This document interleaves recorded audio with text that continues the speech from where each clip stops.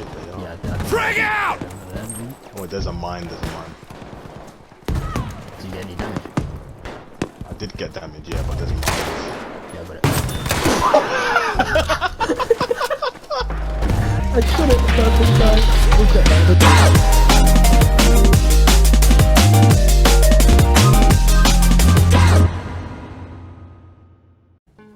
Hello everyone, this is Andrew from Adamo Gaming, and with Battlefield 2042 just around the corner, I wanted to take a trip back to Battlefield 5. Now we all know it had a pretty rough launch, but 3 years later though, the game is still alive, kinda. I mean, it was free on PlayStation Plus back in May, so some people are still playing at least. But in this video, I'll be doing a walkthrough of how to beat Iwo Jima on Breakthrough as the attacking team. I think it's fair to say that this is a popular map and has come up quite a lot in the search filters, so I thought it would be a good idea to showcase this for any current players who want to dominate on this map. Now, from the background gameplay, I think it's fair to say I'm a pretty decent player. Playing with my friends has turned me into a slide cancelling tryhard, but I promise you, I'm not calling myself the GOAT or the best ever. In fact, I was a terrible player when I first started. I mean, look at these stats from last year.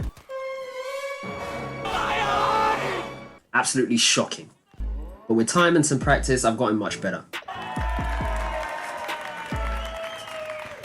I've spent the past couple of weekends trying to get a good game, and so far, I've been set on fire, blown to smithereens, sliced to death, You're kidding, look at the road. sent flying down mountains,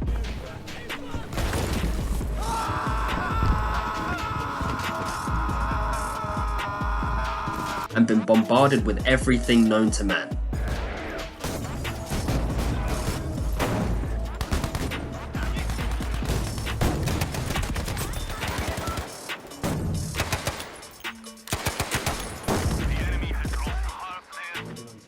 Which resulted in me being very toxic and even my teammates raging.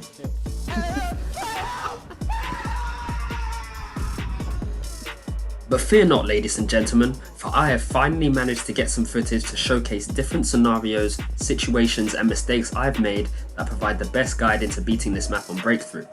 In my personal experience, attacking seems a bit harder than defending, so I wanted to focus on that. The class I'll be using is the Medic. It's what I main on Battlefield and I'm most comfortable using that. As for my loadout, I'll be using the Grease Gun SMG. This gun is slow firing, but it does the most damage out of all medic guns. I'll also be using the Mark 6 revolver, smoke grenades, bandages, a smoke grenade rifle, and some pointy thing. I don't want to butcher that name, no pun intended. Oh, brother, this guy stinks! Anyways, I'm not a selfish medic, guys. I actually do heal and pick up people, as you'll see from the video, but nonetheless, feel free to use whatever weapons you'd like, because as cringy as this may sound, teamwork is the only way you're going to have a chance of winning, as well as providing distractions and being where your enemy least expects you. This doesn't just apply to Battlefield 5, the methods I'll show you can be used in any other Battlefield or first-person shooter. As you can see from the background gameplay, I one-manned army this situation, and obviously didn't get very far. So having a squad that at least know what they're doing is essential, and just a side note, the people I was playing with were randoms, but luckily they had similar tactics to what my friends usually use on this map, with a little variation at certain points. But let's not spoil that, let's jump in to see the best possible route you can take to conquering Iwo Jima as the attacking team. Mission failed. We'll get them next time. Okay, so on the first point of attack, you'll take a boat out to reach land. Don't worry, you'll be fine, it's quite tanky, so you should be able to reach the first objective. Once you get there, you'll want to keep a low profile. Crouch walking will do the job, and you can use smoke here if you'd like. Someone already put some down, so I didn't need to. Most of the enemies will be located on the upper ridge where the anti-tank guns or the 6-pounders are located, so beware of some players using them or being prone next to them. This area is also quite open, so you shouldn't expect many enemies to be roaming around here, but you still need to be careful because some snipers may be aiming at you on the next ridge. So just take your time, slide about, hide under the ridge for a little bit, and then make your move. You can also pay attention to the progress bar, which shows how contested the flag is. I spot one enemy here, but luckily my team take him out. Now we have advantage, so we can take the point more easily. Obviously that wasn't the only enemy on the point, so I peeked the ridge to check for any more. Now when you see smoke in a specific area, it usually means there's a player trying to pick someone up, or they're just trying to block your field of vision. So 9 times out of 10 there's going to be at least one enemy about, and at this stage you want to take everyone out so you don't waste time looking for them. Just a couple more and we move. Moving on to the second sector, there's 2 points you can go for. Usually if I'm solo I'll try and take A, but depending on your team it can be a bit difficult and you may just get killed over and over again. I tried to make a play for it, but unfortunately there was one enemy chilling on the previous point. Not to worry, as this is where my squad came in. Usually on Iwo Jima or most breakthrough maps, enemies will be located on the points closest to the attacking team. So in this instance it was A, but if you are lucky and get a car, you can go down the left hand side towards B. There is a chance a tank may be roaming around here, so again, put some smoke down, it's your best friend in this game. And also, be careful of any mines and get out early if you need to, because, well, yeah. Tammy, can you please concentrate? Please, I beg you.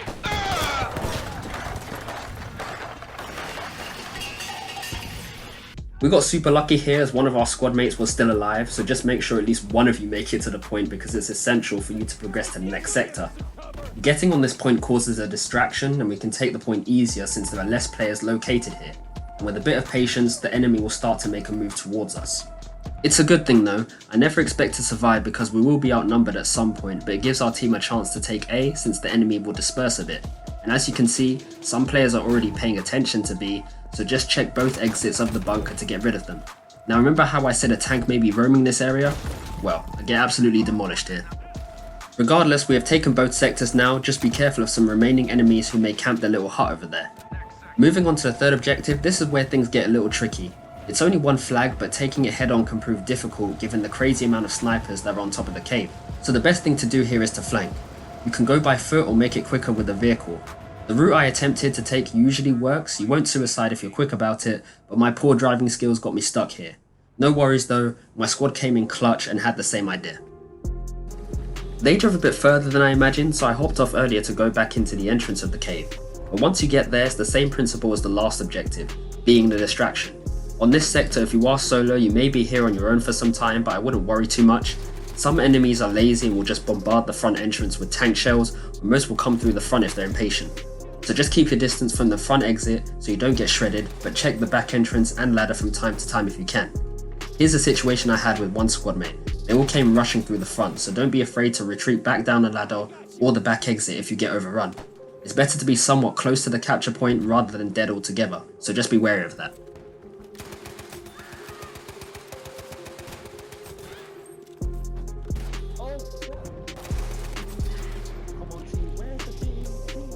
With time, your allies will make it to the cave because again, most enemies will be focused on the cave entrance rather than your spawn, so just hold out and clear any attacking enemies till you have the advantage. Having a diverse squad with anti-tank ammunition or a lunge mine is always good in the event a tank does come in. Moving on to the fourth objective, just be careful of any stragglers, check your map because they will appear after you've taken the sector. As you approach A and B, you can do this either way really. I prefer to take A, but it's way more difficult as snipers and tanks are located on top of the cave. As you can see, I started taking shots, so what I try to do is put smoke on top of the cave to obscure their vision. If you are squad leader, you can call in a smoke barrage to make it easier to pass, but in my case I wasn't, so I had to do it myself here. Because I was getting shot at, I miscalculated my smoke and thought it was a good idea to go, but the tank saw me on the way down, so I got absolutely wrecked here. Not to worry though, because my squad came in clutch again. Now they took the long route and flanked all the way around both points. This was new to me, so I just headed back to A, but within that time the tank was getting destroyed, so taking A was a lot easier. But here I made a mistake. My team weren't on the point yet, so I should have waited for them on top of the cave. Instead, I got a bit greedy with kills and got myself sandwiched. So just be careful and pick your engagements. Doing this as a one-man army will only get you so far. But because the tank was down, our team could get onto point A with little resistance. With B left over, another tank had spawned behind it, but because it was almost dead, I made sure to kill the engineer who was trying to repair it. That way he was forced to retreat, and we could clear the rest of the enemies on B to progress to the next sector. Now the fifth objective is absolute mayhem. There's 3 routes you can take, the front, back or the side tunnel. You should have at least one squad mate to try and get in through the back, as this is where teamwork is most essential. Other than that, the side tunnel will be your best bet. It's 50-50 whether the enemies will be watching this entrance, but in my opinion it's the safest. Because it's so enclosed, enemies rarely expect you to push up through here, so what I tend to do is throw smoke as far as I can into the tunnel so that enemies won't see me coming. Be quick though, as enemies will start to blind fire and throw explosives through here. Just keep to the left and you'll be fine.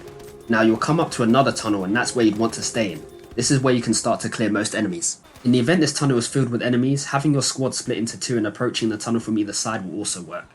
Taking control of these tunnels is important because firstly, enemies are very oblivious in this sector, as you can see from the game footage. Like even I didn't notice there was an enemy standing right next to me. And also, this helps your allies push through the front. Killing players in this location will direct their attention towards this tunnel, so allies have an easier time pushing through the front entrance. I unfortunately get out DPS'd here, but luckily my squad came in clutch again and were already taking B, so I could already go back to my position quickly and continue my killing spree. Unfortunately, I made another mistake here. When the area was mostly clear, I should have backed off and waited for my team, because I forgot infantry wasn't the only thing I needed to worry about.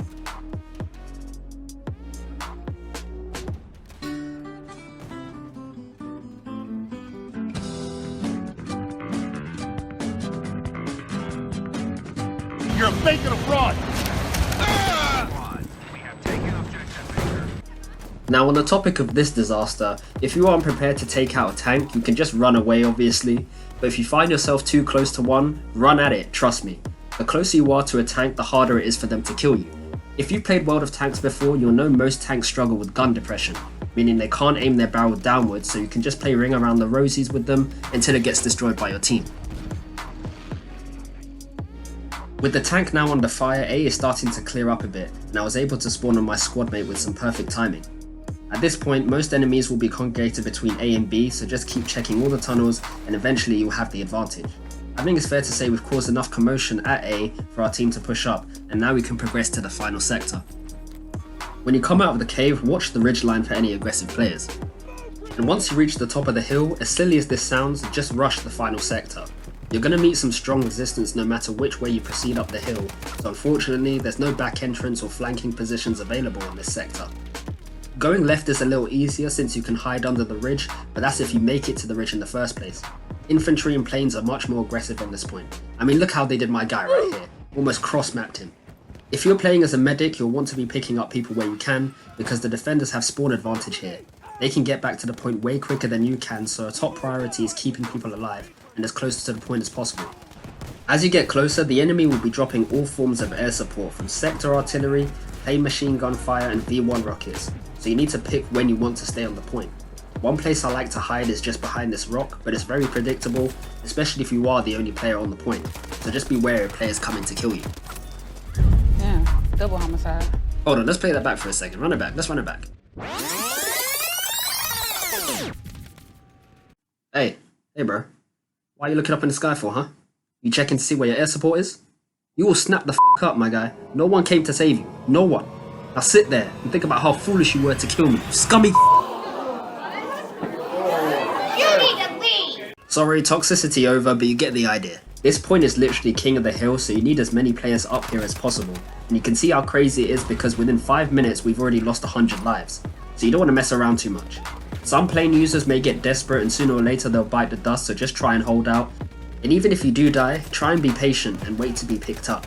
This is the last sector, so you can expect a lot more effort from your teammates, meaning they'll be more inclined to pick you up. Just stay persistent, revive people where you can, and kill enemies where you can, because with a competent team, you'll eventually get majority of players on the flag and secure the W. Victory.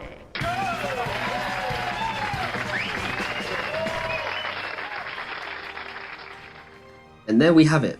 All sectors captured, best squad, top of the leaderboard, and that is my guide to beating Iwo Jima. Now obviously I'm not expecting everyone's game to go the same way mine did.